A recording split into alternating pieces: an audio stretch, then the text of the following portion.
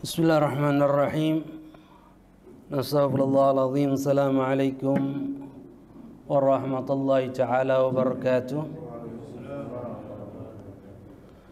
Alhamdulillahilladzi farrada alaina ta'alluma sarra'il islam wa ma'rifati sahihi wa mu'amalati fasidiha li ta'rifi ala wal haram وجعل ما من علم ذلك وعمل به خلد في دار السلام وجعل ما شر من خلف وعصه دار انتقام أشهد أن لا إله إلا الله وحده لا شريك له المن بنعم الجسام وأشهد أن سيدنا محمدا عبده ورسوله المبعوث رحمة للأنام صلى الله وسلم عليه وعلى آله وصحبه برة الكرام اللهم صل وسلم على سيدنا محمد مفتاح باب رحمة الله عدد ما في علم الله صلاة وسلاما دائمين متلازمين بدوام الملك الله وعلى آله وصحبه عدد كل ذرة ألف مرة ربي اشرح لي صدري ويسر لي أمري واحلل عقدة من لساني يفقهوا قولي وسدد لساني واهد قلبي بحق سيدنا محمد صلى الله عليه وسلم يا حل النوبة يا رسول الله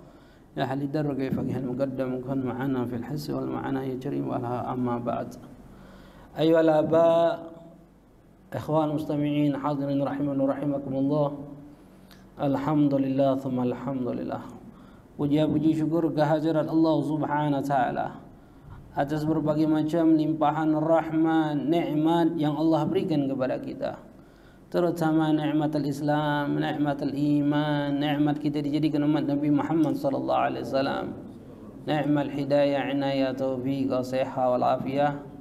Nikmat Allah berikan kesempatan untuk kita duduk kumpul dalam majlis seperti ini dalam keadaan mencoba untuk menyenangkan hati baginda Rasulullah sallallahu alaihi wasallam. Mudah-mudahan duduknya kita dalam majlis seperti ini tidak keluar dari majlis seperti ini kecuali Allah Subhanahu wa taala sudah mengampuni seluruh dosa-dosa kita, dosa orang tua kita, dosa guru-guru kita, meluaskan rezeki kita, mengabulkan hajat-hajat kita, memanjangkan umur kita dalam ta'ah wal afiyah salamah, lalu Allah matikan kita dalam keadaan husnul khatimah, amin ya rabbal alamin.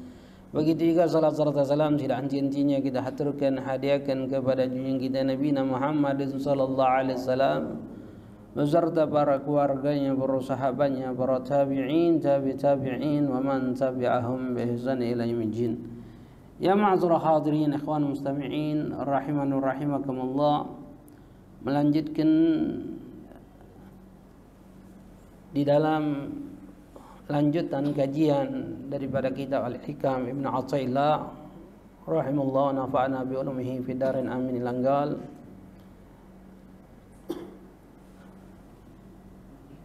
Idfan wujudaka fil ardi khumul fama nabata mimma lam yudfan la yatimu nitajuhu.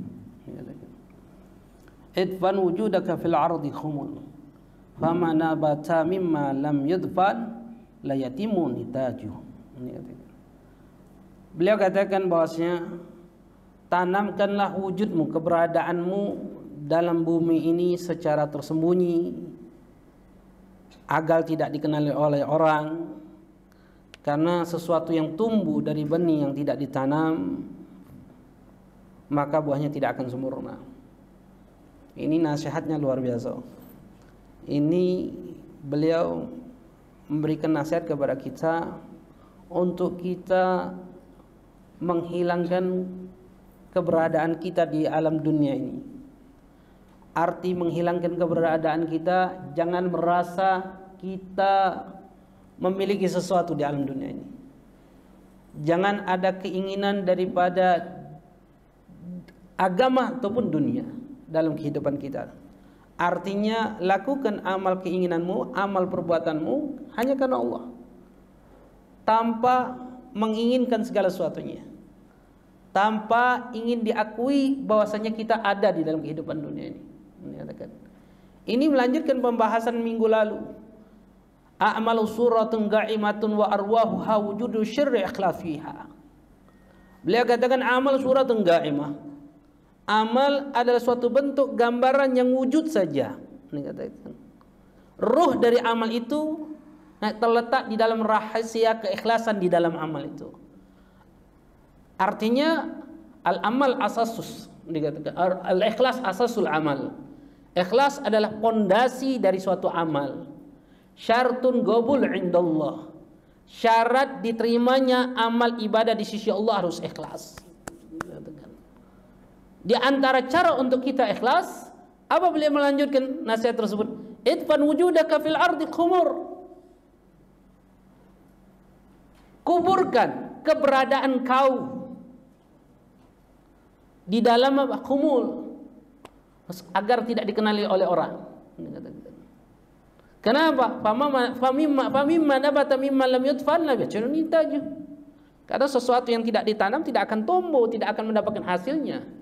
Benih itu ditanam dulu baru akan menghasilkan buah. Begitu juga diri kita orang.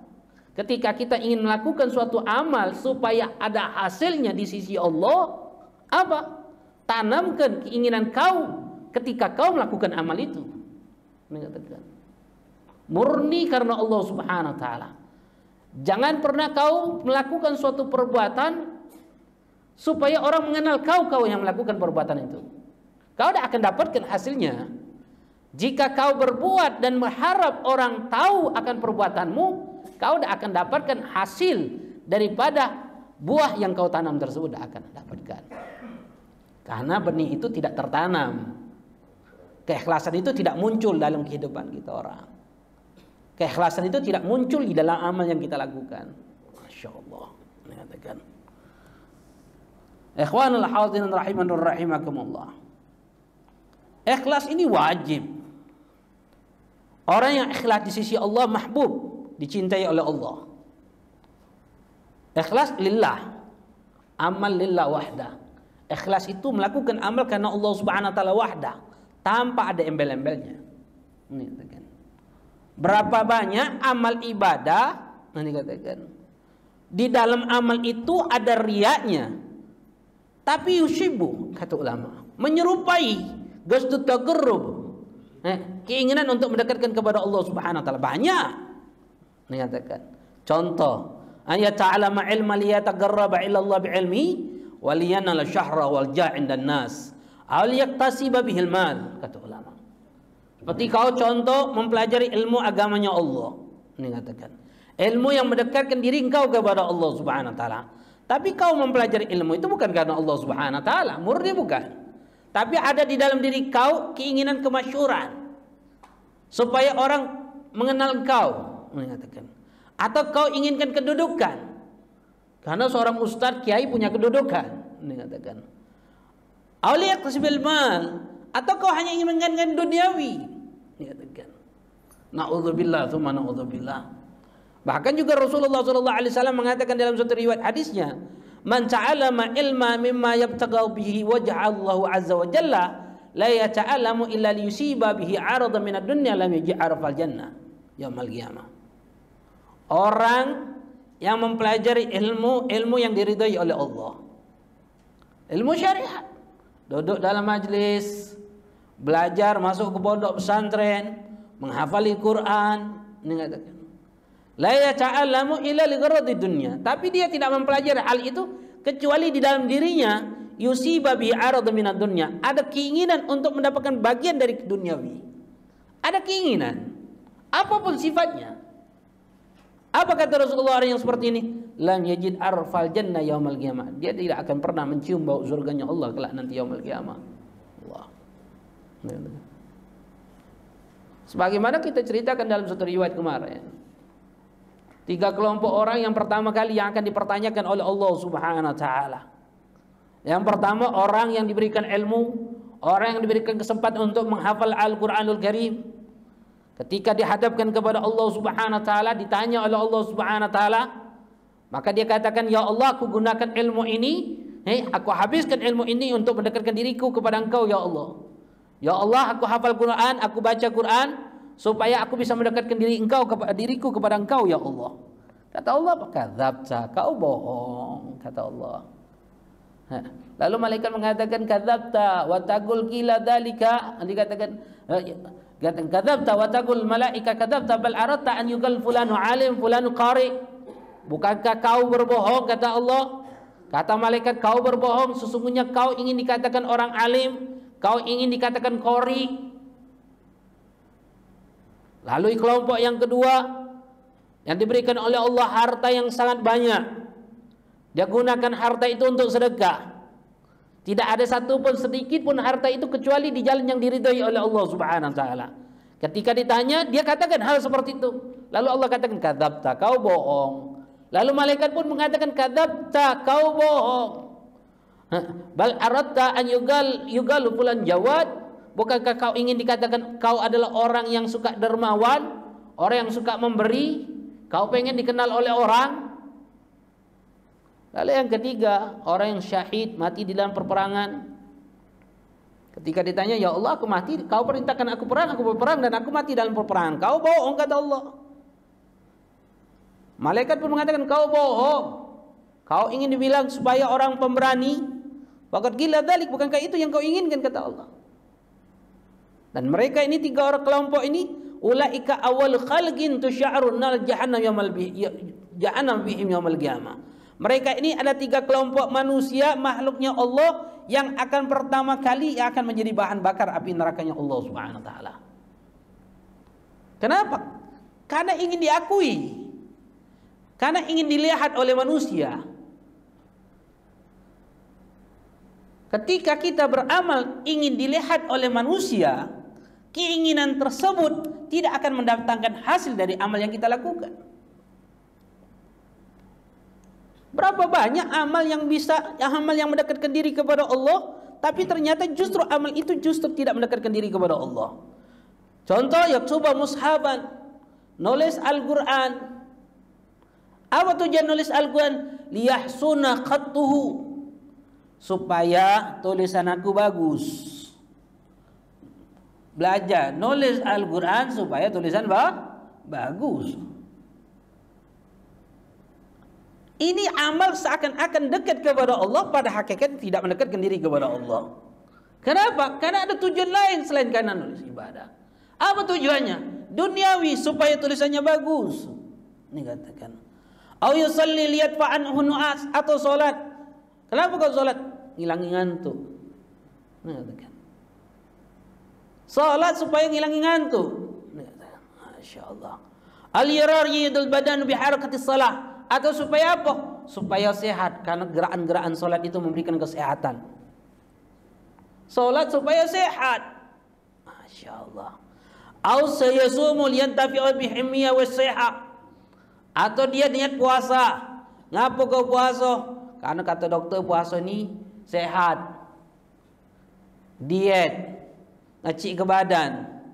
Sehingga ke puasa. Hadar ria. Itu ria. Itu amal tidak akan menghasilkan sedikit pun kebaikan buat dia. Justru menjadikan dia tambah jauh dari Allah. Berapa banyak orang puasa Senin Kamis tujuannya apa? Karena diponis oleh dokter kegemukan. Puasa Senin Kamis supaya apa? Supaya diet, dikatakan. Ikhwan, dikatakan. Au yahujjal yata'annamul musyahadil bilad, atau pergi haji. Ngapa pergi haji? Pengen nyingok bilad. Pengen nyingok kota.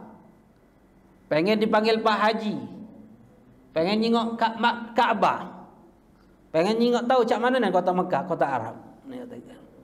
Bukan lillahi ta'ala, bukan murni karena Allah Ta'ala. Ini katakan. Masya Allah. Au yatawadha, atau dia wudu. Untuk apa? Yatanadzaf, yatabarrad. Apa? Untuk apa? Biar bersih rai, biar seger, ngilang ngantuk. Kita kalau ngantuk, wudu belah, hilang ngantuk, beda ngantuk. Kita pikir itu ibadah, padahal ternyata itu bukan ibadah sama sekali. Itu riya, itu yushbihul riya dikatakan. Ar-riya yushbihul bil amal dikatakan. Perbuatan riya yang menyerupai amal ibadah kepada Allah Subhanahu wa taala dikatakan. Ayat tasaddaq, atau bersedekah, anahu syahi, supaya dianggap orang yang syahi dikatakan. Au ya'udul maridan, atau nyingok orang sakit. Kita nyingok orang sakit. Apa sebab kita? Kenapa kita nyingok orang sakit? Ini katakan. Kita ke rumah sakit nyingok orang sakit. Kenapa? Karena dia kerabat kita. Karena dia teman kita. Karena dia pernah menyingok kita ketika kita sakit. Itu alasan kita orang. Ini katakan. Itu riya. Ini katakan. Itu ria, amal yang tidak menghasilkan ibadah kategorinya di sisi Allah Subhanahu wa taala. Masya Allah. Ini katakan. Au yaqra'ul Quran, atau dia baca Quran. Apa? Mengharapkan dia dipanggil qori, supaya orang senang dengan bacaan Qurannya. Orang kalau baca Quran dengan bagus, Masya Allah. Ini katakan. Kenapa? Ketika dia senang baca Quran, kenapa? Karena merasa suaranya bagus. Merasa ingin didengarkan oleh orang lain karena suara dia bagus.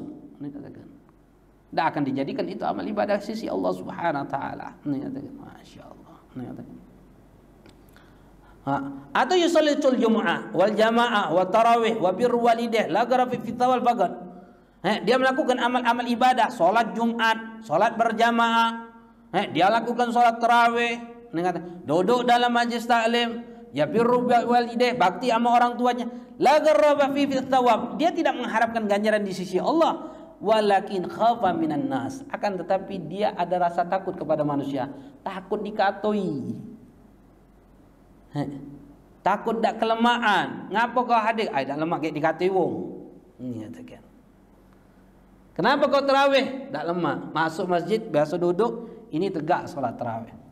Ngapo? Kaget kati wong aku di masuk ada masuk masjid dak tarawih.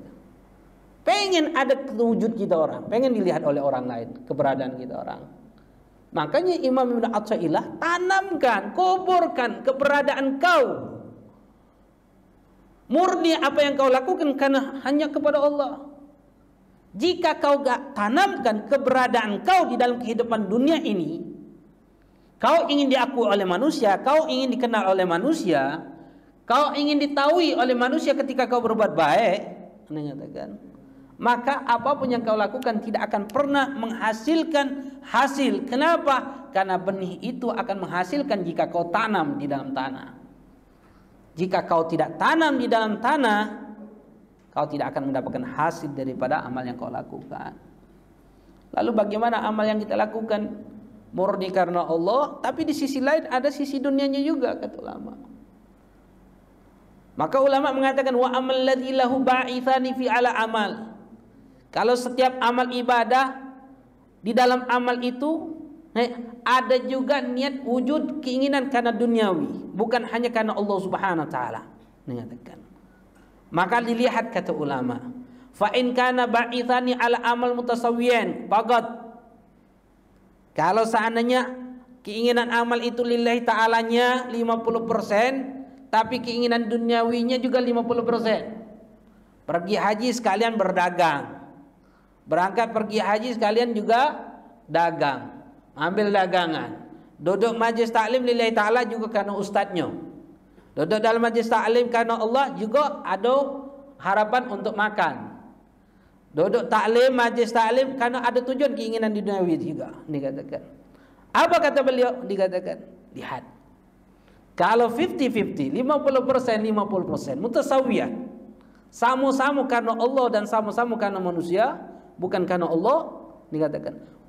Da'al ajr wa asbah amil lahu thawab. Maka orang yang seperti ini dia tidak akan mendapatkan ganjaran pahala. Dikatakan. Dia tidak akan mendapatkan ganjaran pahala. Dikatakan. Wala alaihi iqab, dan dia juga tidak dapat dosa, dikatakan ulama. Kenapa? Sama-sama. Dikatakan. Wa in kana ba'isud dini aqwa. Tapi kalau keinginan karena Allah itu lebih kuat, keinginan akhirat lebih kuat, agama lebih kuat, dikatakan, dibandingkan keinginan dunia, maka ganjaran fa inna thawab la yahbatu walakin yanquthu bi qadri ba'is dunyawi. Maka ganjaran pahala dia dapatkan seukuran niat akhiratnya tersebut. Misalnya niat akhiratnya 70%, ada niat duniawinya 30%, maka yang didapatkan ganjaran pahala itu hanya 70%. 30-nya tidak dapatkan, dikatakan. Tapi sebaliknya, dikatakan, wa amma idza rajahal ba'is dunyawi bihaitu lam yujad hadzal ba'is tarku amalu fa inna fihi khubutul ajr wa ithma amil. Tapi kalau ganjaran duniawinya lebih besar daripada keinginan agamanya karena Allahnya lebih dikit, maka dia tidak akan mendapatkan ganjaran pahala dan dia berdosa. Misal contoh apa? Duniawinya 51%, akhiratnya 49%. Orang yang melakukan amal yang seperti ini, maka dia tidak akan mendapatkan ganjaran pahala dan dia berdosa. Tapi kata ulama, wa ithmul almil walakinna iqabu akha min iqabil ladzi ba'ithur ri'a bagat. Akan tetapi orang yang seperti ini adabnya lebih ringan kelak nanti yaumil qiyamah dibandingkan murni kalau amal itu karena manusia. Masya Allah. Makanya penting, ikhwan. Apa dalam hidup ini pengen diakui oleh orang? Apa? Apa yang diharapkan oleh manusia? Apa? Ketika kita melakukan suatu amal pengen dilihat oleh orang lain, untuk apa amal ini? Dikatakan. Dan akan dapatkan ganjaran pahala di sisi Allah Subhanahu wa taala. Sebagaimana kemarin kita katakan. Beramal saja, tidak perlu nak dilihat. Masalah itu akan jadi hasil atau tidak, itu urusan Allah. Yang dilihat oleh Allah, kau beramal tanpa kau memperdulikan amal itu dilihat oleh Allah, orang atau tidak, menghasilkan atau tidak, jangan kau lihat.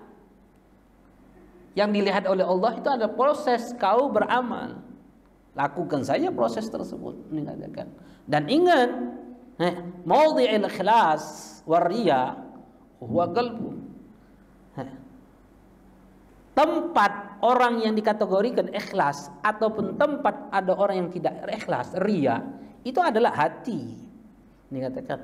Dan hati ini mahatun nadhar lillahi azza wa jalla. Tempat pandangan Allah kepada makhluknya. Bukan berarti dengan pakaian bahwasanya menunjukkan orang itu mulia, dah. Dengan pakaian biasa orang itu hina, enggak juga. Dikatakan. Orang yang mulia di mata Allah, orang yang hina ya juga hina di mata Allah. Dikatakan. Untuk kita husnudzon, dikatakan, sangkaan yang baik. Dikatakan. Tapi ingat, daripada sifat taqwa kepada Allah, wa minataqallah itqa'un nas, daripada sifat taqwa kepada Allah, itqa'un nas, jaga diri kita dari celaan manusia. Ada orang sholat masuk ke masjid pakai celana pendek, celana jojon, tidak berbaju, dikatakan. Buka baju dia sholat. Pakai alasan, ikhlas itu di dalam hati. Cukup Allah saja yang tahu, dikatakan. Biarlah aku nak pakai celana ini. Wong atau kau, biarkan wong atau aku. Dikatakan. Wong yang berdosa aku tidak, dikatakan. Lah, bukan seperti itu, ikhwan. Wa minataqallah itqa'an nas, daripada sifat taqwa kepada Allah, jaga diri kau dari celaan manusia.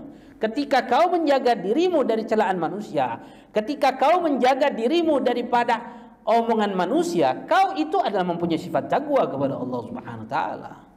Bukan berarti orang membiarkan orang menjadi bahan ocehan orang, dah.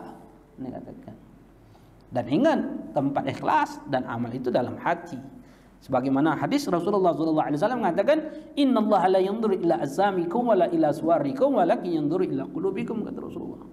Sesungguhnya Allah tidak akan pernah memandang jasad dan bentuk kalian. Tapi sesungguhnya Allah yang Allah pandang itu adalah kepada hati-hati kalian. Yang dijingok oleh Allah hati kita orang, ini katakan. Bukan jasad kita, bukan pakaian kita, bukan perilaku kita, bukan. Ini katakan. Makanya kita bagi diri kita labud husnudzon, sangkaan baik. Melihat orang perilaku sini husnudzon saja sudah. Jangan menghukumi orang.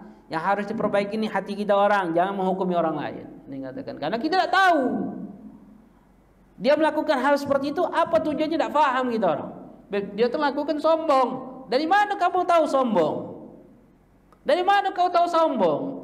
Karena sombong itu perbuatan hati.